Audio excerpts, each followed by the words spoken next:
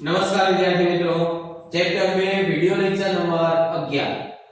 આગળનો પ્રશ્ન 5 નો ચોથો દાખલો, પેજ નંબર 66. ધ્યાન આપો. એમાં કૌશિક કોર્પોરેશને તારીખ 1/4/12 ના રોજ 1,24,000 નું એક યંત્ર ખરીદ્યું. આ યંત્રને લાવવાનો તથા ગોઠવવાનો ખર્ચ 16,000 થયો. યંત્રને ઉપયોગમાં લાવતા પહેલા 20,000 નો સમારકામ ખર્ચ થયો. આ બધા જ ખર્ચ છે એમાં ઉમેરી દેવાના.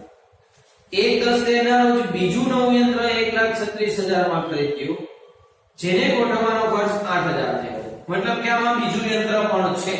બરાબર. પછી શું કીધું છે? પ્રથમ ખરીદેલ યંત્ર 30/9/14 ના રોજ તેની ચોપડે કિંમત પર 40% નુકસાન સાથે વેચી દીધું. કયું યંત્ર વેચવામાં આવ્યું છે? પહેલું યંત્ર. તારીખ 31/3/15 સુધીનું યંત્ર ખાતું તૈયાર કરો અને વાર્ષિક હિસાબોમાં 2012-13 ના વર્ષની અસર આપો. આપણે વાર્ષિક હિસાબોમાં અસર અત્યારે નહીં આપીએ, એ વાર્ષિક હિસાબનું ચેપ્ટર ચાલશે એટલે આવડી જશે. કંપની યંત્ર પર 10% સીધી લીટીની પદ્ધતિ પ્રમાણે ઘસારો ગણે છે. સરખા હપ્તાની પદ્ધતિ અને ઘસારાનો દર છે 10%. ચલો ધ્યાન આપો. અહીંયા પ્રથમ યંત્ર, બે યંત્ર છે એટલે આપણે આવું લખીશું. પ્રથમ યંત્ર ક્યારે ખરીદવામાં આવ્યું? 1/4/2012. ચલો ખરીદવું એટલે પડતર કિંમત નક્કી થાય. સી કેટલામાં ખરીદ્યું? 1,24,000 માં. એટલે અહીંયા લખવાના 1,24,000 પ્લસ એમાં જે ખર્ચ થયા હોય એ ઉમેરી દો. લાવવાનો અને ગોઠવવાનો ખર્ચ થયો 16,000 અને પ્લસ બીજો ખર્ચ ઉપયોગમાં લાવતા પહેલા 20,000 નો સમારકામ. ચાલો આ ત્રણનો આપણે સરવાળો કરી દઈશું. 1,24,000 પ્લસ 16,000 પ્લસ 20,000 એટલે થશે 1,60,000. બરાબર. આ યંત્રની પડતર કિંમત આવશે 1,60,000. પછી આગળ શું લખ્યું જુઓ. તારીખ 1/10 ના રોજ બીજું નવું યંત્ર ખરીદ્યું. હવે બીજું યંત્ર ખરીદ્યું ને એટલે જો આપણે અહીંયા સાઈડમાં લખીશું, બે સાથે નહીં લખીએ. બરાબર. બીજું યંત્ર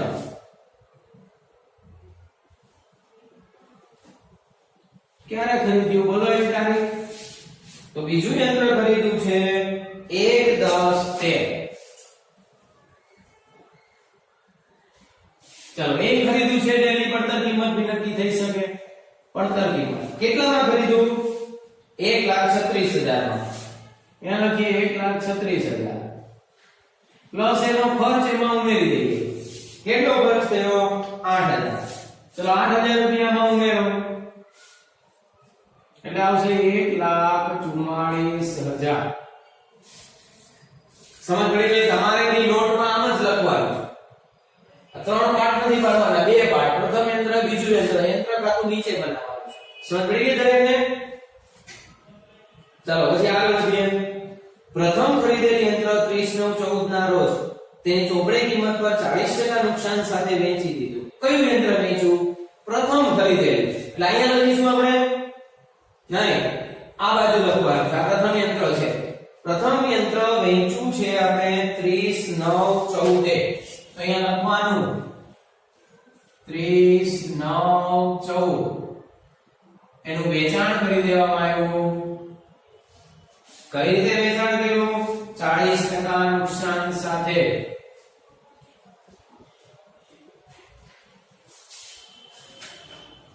એકત્રીસ 3/15 સુધીનું યંત્ર ખાતું તૈયાર કરો. કંપની 10% સીધી લીટીની રીતે ઘસારો ગણે છે.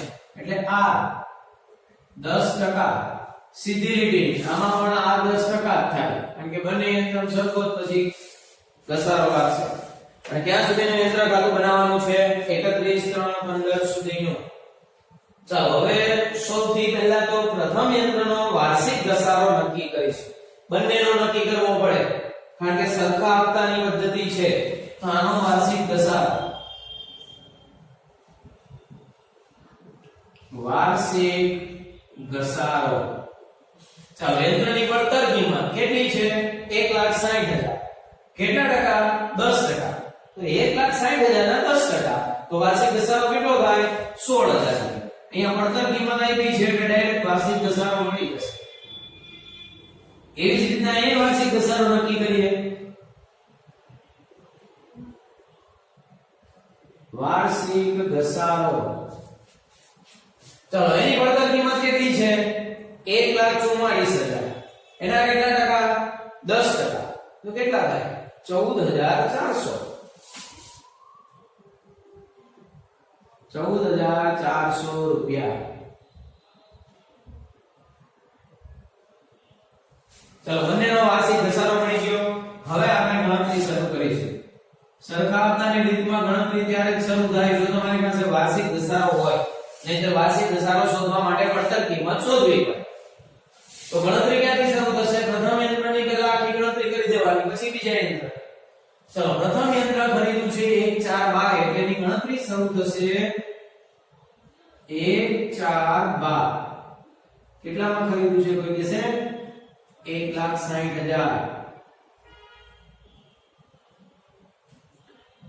ચલો હવે આ 1,4,12 ખરીદ. હવે આપણે રીતે ગણતરી આગળ વધારવા. હવે આ વર્ષ ક્યાં પૂરું થશે? 31/3/13. અહીંયા લખવાનું 31/3/13. આના ઉપર ઘસારો લાગશે. તમે વાર્ષિક ઘસારો નક્કી કર્યો જ છે. બીજું આ જોવાનું કે આખું વર્ષ છે, પહેલા વર્ષે અને છેલ્લા વર્ષે આ જોવું પડે. વચ્ચેનું વર્ષ આખું જ હોય. 1,4,12 અને 31/3 એટલે આખું વર્ષ છે. આખું વર્ષ છે તો 10% એટલે કેટલા માઈનસ કરી દેવાના? 16,000. ચાલો 16,000 રૂપિયા માઈનસ કરવામાંથી 1,60,000 માઈનસ 16,000 એટલે આવશે 1,44,000. ચલો કયું વર્ષ આવ્યું? નવું વર્ષ. 1, 4, 13. આ એરો મારેલ છે ને આ બધા નવું વર્ષ છે. ચોપડાની અંદર આમ જ લખવાનું, સેમ આજ રે જેમ મેં લખ્યું છે ને એવું જ. સવાલ પડી ગઈ ને અટવાસો બે યંત્ર ભેગું થશે ત્યારે. ચલો 1,44,000 નું યંત્ર છે. આ વર્ષ ક્યારે પૂરું થશે? બીજું વર્ષ 31/3/14. પણ એની પહેલા જોવાનું, વેચી તો નથી દીધું ને. આ વર્ષ અહીંયા પૂરું થાય છે 31/3/14. જો તો એ પહેલા વેચાઈ ગયું. આ વેચાઈ ગયું છે 14. પણ હજુ આ કેટલામો મહિનો છે? ત્રીજો. આ ક્યારે વેચ્યું? 9મા મહિના. મતલબ કે આ વર્ષમાં હજુ વેચાયું નથી. તો ઘસારો ગણો આખા વર્ષનો. ચલો આખા વર્ષનો ઘસારો લાગશે કેટલો? 16,000. 16,000 રૂપિયા માઈનસ કરી દો 1,44,000 માટે. એટલે આવશે 1,28,000. કઈ તારીખ આવશે? 1/4/14. ચલો હવે આ 1/4/14 આવી. હવે આ વર્ષ ક્યાં પૂરું થાય? તો તમે કહેશો આ વર્ષ પૂરું થાય 31/3/15. એ પેલા યંત્ર વેચાઈ તો નથી ગયું ને? જોવાનું વેચાઈ ગયું છે. હા વેચાઈ ગયું છે. આ તો 31/3/15 વર્ષ પૂરું થાય છે અને આપણે યંત્ર વેચી નાખ્યું 30/9/14. એટલે તો આખી રકમ અહીંયા મેં પેલા સામે લખી છે. આ તારીખ ચાલી ન જાય. 31/3/15 સુધી આ યંત્ર જતું જ નથી. તો તમારે 31/3/15 તારીખ લખવાની જ નહીં. ભલે આ 1/4/14 શરૂ થયું, વર્ષ પૂરું થશે 31/3/15. પણ 31/3/15 પહેલા આ યંત્ર વેચાઈ જાય છે. કઈ તારીખે વેચાય છે? 30/9/14. તો પછી તમારે આ જે આ વર્ષ પૂરું થાય છે એ તારીખની કઈ જરૂર જ નથી. 30/9/14 વેચાઈ ગયું. સમજ પડી ગઈ? અહીંયા 31/3/15 લખવાની નથી કારણ કે ત્યાં સુધી આ યંત્ર જતું નથી. ચલો 30/9/14 વેચાઈ ગયું. કઈ રીતે વેચ્યું? 40% નુકસાન. તો આના 40% કરવાના. કઈ ભૂલ થશે? હજુ આના 40% નહીં કરવાના. પહેલા શું કરવાનું? ઘસારો માઈનસ કરવાનો. પછી નફા કે નુકસાનની ગણતરી થાય. તો અહીંયા પહેલા ઘસારો માઈનસ કરીશું. કેટલો ઘસારો આવે? વાર્ષિક 16,000. તો અહીં 16,000 રૂપિયા માઈનસ થશે? નહીં થાય કારણ કે આ આખું વર્ષ નથી. હા આખા વર્ષનો ઘસારો 16,000. પણ આ યંત્ર આપણે આખું વર્ષ નથી રાખ્યું. જુઓ 30/9 વેચી દીધું. તો હવે એની મુદત ગણવી પડશે. આંગળીના વેઢામ ગણવાના. 1/4 એટલે ચોથો મહિનો ગણવાનો. ચોથો પાંચમો, છઠ્ઠો, સાતમો, આઠમો અને નવમો. 39 એટલે નવમો ગણવા. કેટલા મહિના થયા? 6 મહિના. 4 5 6 7 8 9. 6 મહિનાનો જ ઘસારો લાગશે. આખા વર્ષનો કેટલો હતો? 16000. તો 6 મહિનાનો કેટલો હોય? અડધો થઈ જાય ને. આખા વર્ષનો, આખું વર્ષ એટલે 12 મહિના. 12 મહિનાનો 16000. તો 6 મહિનાનો અડધા વર્ષનો અડધો થાય. એટલે કેટલો ઘસારો માઈનસ થશે? 8000 રૂપિયા. જો આમાં કે ભૂલ કરી એટલે આખું યંત્ર ખાતું ખોટું બનશે. તો 8000 રૂપિયા માઈનસ કરી દઈએ ઘસારો. તો હવે અહીંયા કેટલા વધે? 1,20,000. સમજ પડી ગઈ? 8000 માઈનસ 1,20,000. હવે આ યંત્ર વેચવાનું 30 કઈ રીતે વેચવાનું છે? 40% નુકસાન. તો હવે 40% નુકસાન શેના કરવાના? 1,20,000. પ્લસ કરું કે માઈનસ કરું? નુકસાન છે માઈનસ 40% નુકસાન. ચલો 1,20,000 ના 40% એટલે 48,000 રૂપિયા નુકસાન આવે છે. આ નુકસાન માઈનસ કરો એટલે જવાબ આવશે 72,000. આ 72,000 રૂપિયા શું આવ્યું? નુકસાન માઈનસ કર્યું. આ 72,000 શું આવે? વેચાણ કિંમત. તમે આ વેચાણ કિંમત આટલામાં વેચ્યું 72,000. ચલો પરફેક્ટ બધાને એટલે સમજાઈ ગયું. હવે બીજા યંત્રનો બી આપણે વાર્ષિક ઘસારો નક્કી કરી લીધો 14,400. હવે બીજા યંત્રની આવી ગણતરી શરૂ કરવી છે. તો હવે બીજા યંત્રની ગણતરી શરૂ કઈ રીતે કરવાની? પહેલી બાબત કે ગણતરી ગમે ત્યાંથી શરૂ નહીં કરી દેવાની. જેને આ યંત્ર લખ્યું ને 1/4 એને લખવા નહીં લાગતું. આ જોવાનું. આ છે ને આ પહેલું વર્ષ છે. પછી આ 1/4 થી 31/3/14 આ બીજું વર્ષ છે. અને 1/4/14 થી 30/9/14 આ ત્રીજું વર્ષ છે. હવે તમે જે બીજું યંત્ર ખરીદ્યું છે કે આ પહેલા વર્ષમાં, બીજા વર્ષમાં કે ત્રીજા કયા વર્ષમાં ખરીદ્યું છે એની જ સામે લખવાનું. ગમે ત્યાં નહીં. તો કયા બીજું યંત્ર કયા તારીખે ખરીદ્યું છે? 1/10/13. તો હવે મને એમ કહો 1/10/13 એટલે કયા વર્ષમાં એ તારીખ આવે? કેલેન્ડરમાં તમને બધાને હવે સમજ હશે. 1/10/13 આ પહેલા વર્ષમાં આવશે, બીજા વર્ષમાં આવશે કે ત્રીજા વર્ષમાં આવશે? જો તો 13 અહીંયા છે. પેલું 1/10/13 13મું વર્ષ છે ને. આ રહ્યું 13મું વર્ષ. પણ એ કેટલામો મહિનો છે? ત્રીજો. અહીંયા છે 13મું વર્ષ. 1/4 થી આ ચોથા મહિના પછી 10મું મહિનો આવશે. મતલબ કે તમે બીજું યંત્ર આ બીજા વર્ષમાં ખરીદ્યું છે. ચાલો આટલું નક્કી થઈ ગયું કે આ બીજું યંત્ર આ ત્રણમાંથી કયા વર્ષમાં ખરીદ્યું? બીજા વર્ષ. બીજું વર્ષ એટલે આ. તો એની સામે એની તારીખ લખવાની. 1/10/13.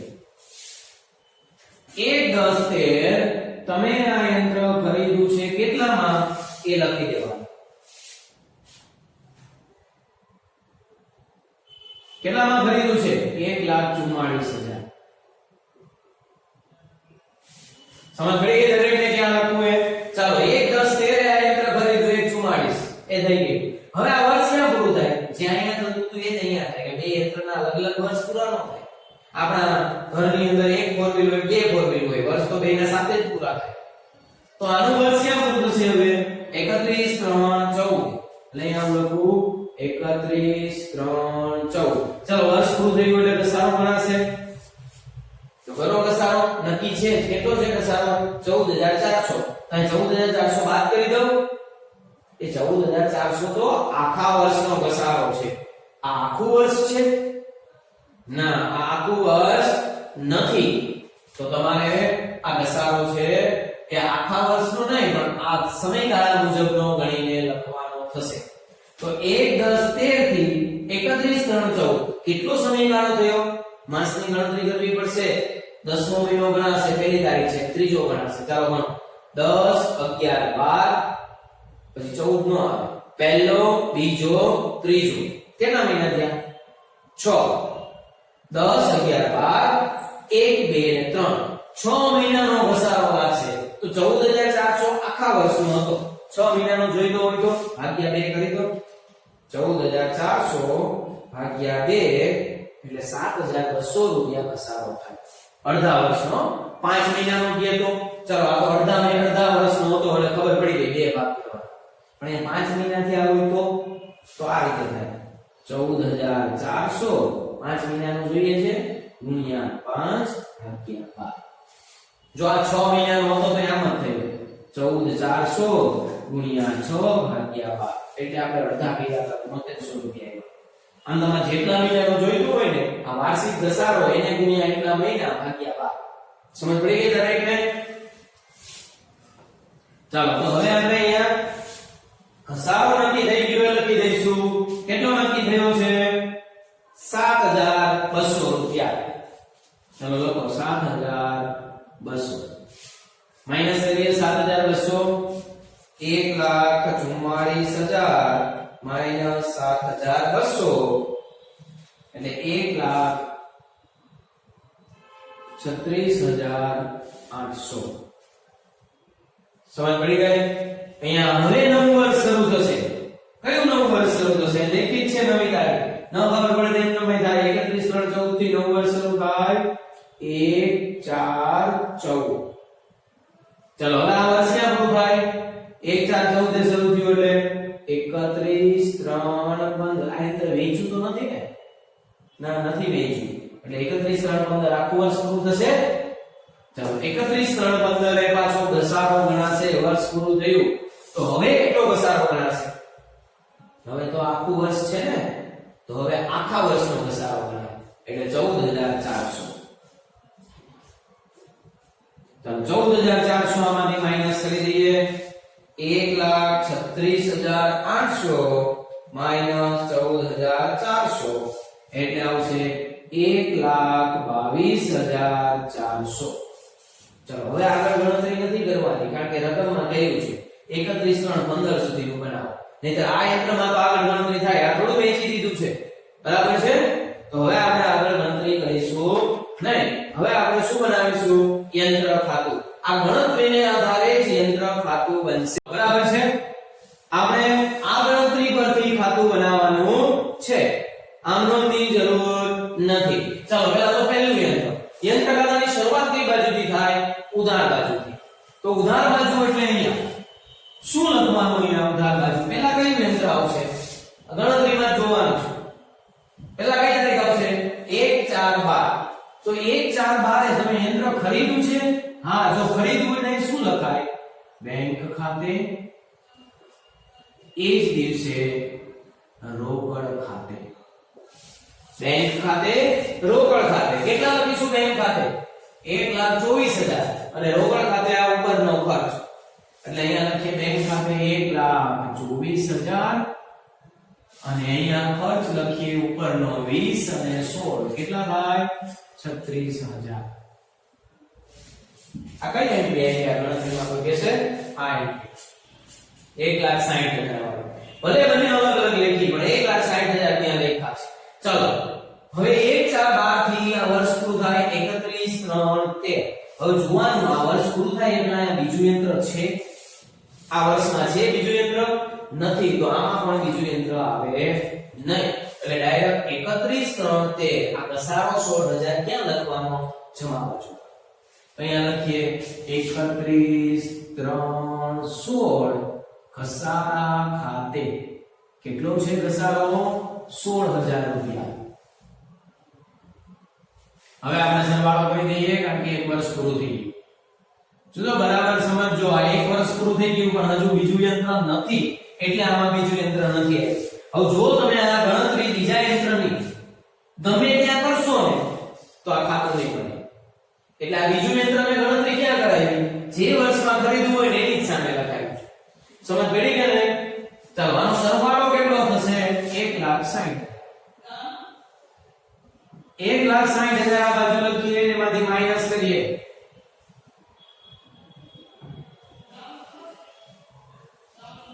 તો એ કેટલા વધશે 1,44,000 1,60,000 માઈનસ 16,000 ચાલો 1,44,000 માં લખવાનું બાકી આગળ લઈ ગયા હવે એ જ બાકી નવા વર્ષે પાછી આ સાઈડ આવશે નવું વર્ષ એટલે કયું આવશે 1/4/13 આ 12 અહીંયા લખવાનું બાકી આગળ લાવ્યા.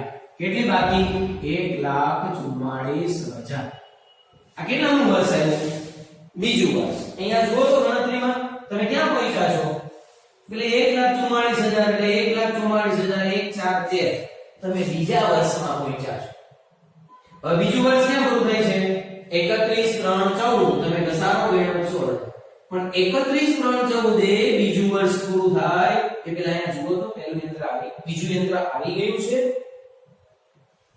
31 3 14 આ વર્ષ પૂરું થાય છે. આ 16000 ની એન્ટ્રી આવે એ પહેલા બીજું યંત્ર છે અને સામે આ ચાલ્યા જાવ ને. હા 16000 પહેલા છે તો તમે આ 16000 લખો ને એ પહેલા શું લખવાનું? આ બીજું યંત્ર લખી દેવાનું. સમજ પડી ગઈ કે નહીં? ક્યાં લખવાનું બીજું યંત્ર? જેમ પહેલું યંત્ર લખ્યું હતું એમ જ લખવાનું. એટલે કઈ બાજુ લખવાનું? ઉધાર બાજુ. અને શું લખવાનું? બેંક ખાતે રોકડ ખાતે. જે પહેલું યંત્ર કરી દીધું એમ જ બીજું કરી દીધું. પણ મહત્વની વસ્તુ એ છે બીજું યંત્ર આમાં ક્યાં એડ કરવું ને એ આવડવું જોઈએ.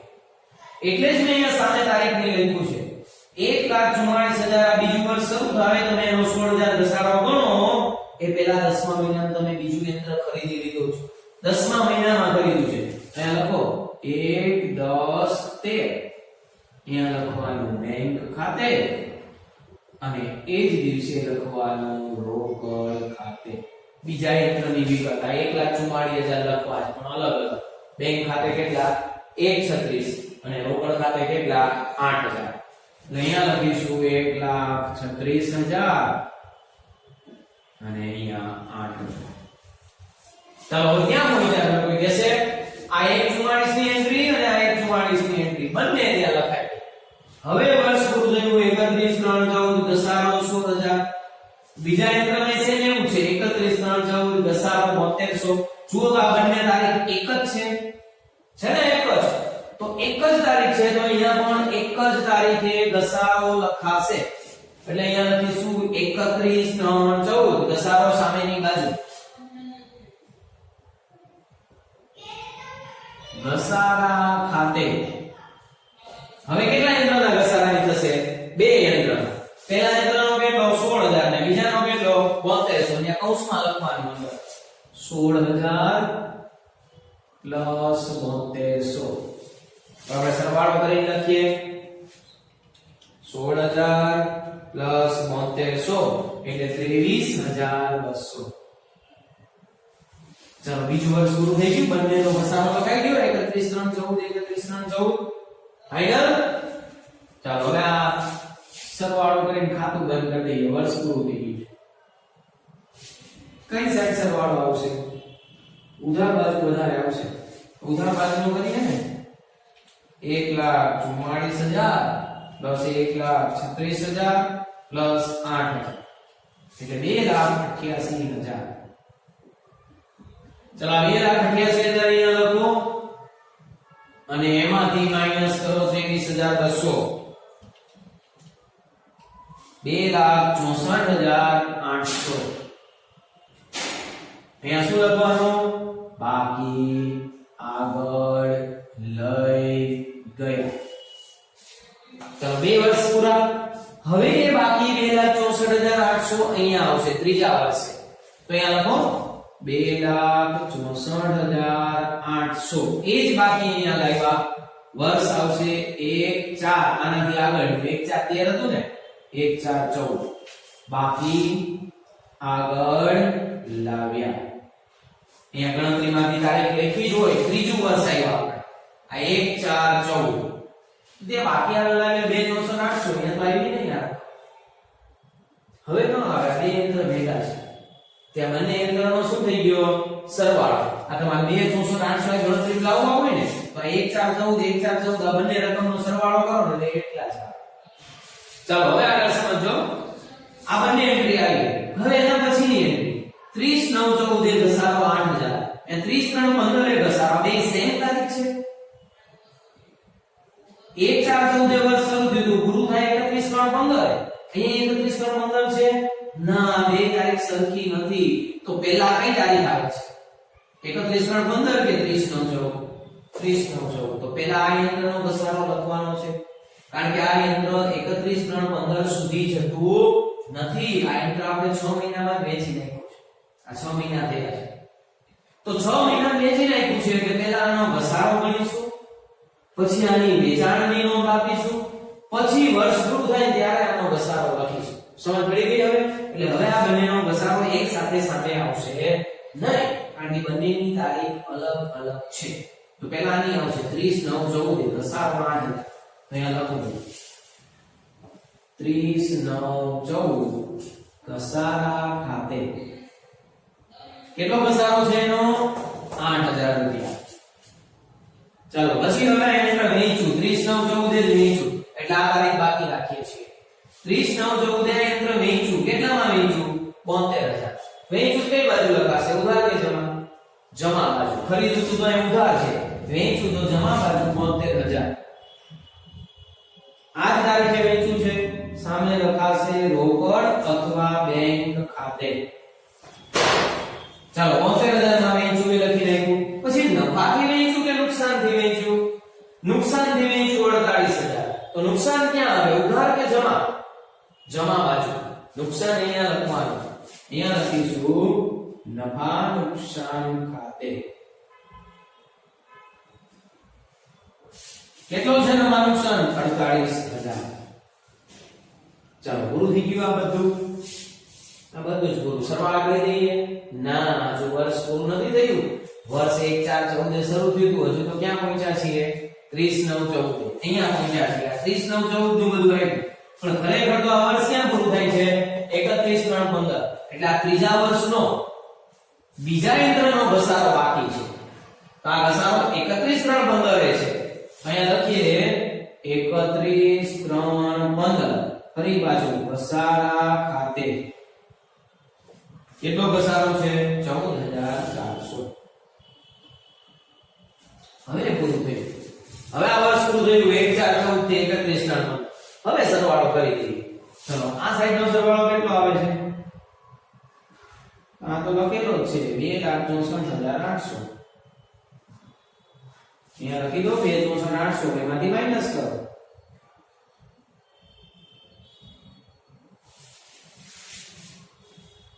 2,64,800 માઈનસ 8,000 માઈનસ 73,000 માઈનસ 48,000 માઈનસ 14,400 એટલે આવે 1,22,400. બરાબર ધ્યાનથી સમજો. ખરેખર તો યંત્ર ખાતું સરભર ન થઈ જવું પડે, કારણ કે યંત્ર વેચી દઈએ. અત્યાર સુધી બે દાખલામાં એવું જ હતું, યંત્ર વેચી દો બંને બાજુ સરવાળા કેવા આવે સરખા. તો આમાં કેમ નહીં આવ્યા? કારણ કે આમાં આપણે એક જ યંત્ર વેચ્યું, આપણી પાસે કેટલા છે 2. તો જો આ જે વધ્યું ને એ કયું યંત્ર છે? બીજું યંત્ર. જુઓ અહીંયા 1,22,400 અહીંયા વેચ્યા છે, બીજું યંત્ર છે. અહીંયા લખી દઈએ બાકી આગળ લઈ ગયા, અને 9 વર્ષ શરૂ થાય એટલે બાકી અહીંયા આવે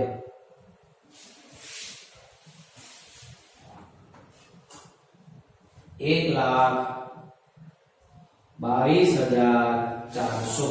9 વર્ષ એટલે તારીખ આવે 1/4/15. બાકી આગળ લાવ્યા. ચાલો બરાબર છે. પરીક્ષાની અંદર આવો દાખલો 6 માર્ક્સમાં પૂછાય, અને 6 માર્ક્સમાં દાખલો પૂછાય ને એ લગભગ મોટે ભાગે 2 યંત્ર વાળો જ હોય. સમજ પડી ગઈ દરેકને? બરાબર વ્યવસ્થિત આ ગણતરી સમજશે. કઈ રીતે મેં અહીંયા બીજું યંત્ર લખ્યું છે, પહેલું યંત્ર વેચાણની એન્ટ્રી કઈ રીતે આવી, બધું બરાબર સમજવાનું, અને પછી જાતે ચોપડામાં લખવાનું છે. અને સાથે આનું જે હોમવર્ક આવે એ પણ લખીશું. ઓકે, જય શ્રી કૃષ્ણ.